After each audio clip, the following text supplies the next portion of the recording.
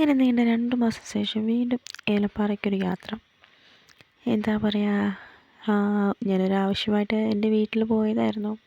അതിനുശേഷം പിന്നെ പോകാനായിട്ട് പറ്റിയില്ല. ഇപ്പോഴാണ് പോകുന്നത്. ഞാനും ചാച്ചനും കുഞ്ഞും കൂടെ ബൈക്കിലാണ് കേട്ടോ പോകുന്നത്. നല്ല തണുപ്പുണ്ടായിരുന്നു. ഏലപ്പാറ എത്താനായപ്പോഴത്തേക്ക് നല്ല തണുപ്പ്, മൂക്കൊക്കെ അടഞ്ഞ് വല്ലാണ്ടായിട്ടുണ്ടായിരുന്നു. പിന്നെ ഈ സ്ഥലത്തെ പറ്റി പറയുകയാണെങ്കിൽ എന്നാ പറയുക, എല്ലാവർക്കും വന്നിട്ടുള്ളവർക്കൊക്കെ അറിയാമായിരിക്കും. നല്ല രസമാണ്. അങ്ങനെ അവസാനം ഏലപ്പാറ എത്തി. ഇതാണ് ഞങ്ങളുടെ വീടിൻ്റെ ആ ഭാഗം. ഇവിടുന്ന് ഇങ്ങനെ ഇറങ്ങിയിട്ട് കുറച്ച് കയറ്റവും ഇറക്കമൊക്കെ കഴിഞ്ഞ് വേണം ഞങ്ങളുടെ വീട്ടിലെത്താനായിട്ട്. ഈ ചെടി കണ്ടിട്ടുണ്ടോ? ഇതിൻ്റെ പേരറിയാമെങ്കിൽ എനിക്കൊന്ന് കമൻറ്റ് ചെയ്യണം കേട്ടോ. എനിക്കറിയത്തില്ല ഇതിൻ്റെ പേരെന്താണെന്ന്. നിങ്ങൾക്കറിയാമെങ്കിൽ ഒന്ന് കമൻറ്റ് ചെയ്യണേ. ഇതിലേക്കൂടെ വേണം പോകാൻ. നല്ല തെന്നലുണ്ടായിരുന്നു, പക്ഷേ കുഴപ്പമില്ല, വീടിൻ്റെ ആയിരുന്നു. അങ്ങനെ ലാസ്റ്റ് വീടെത്തി.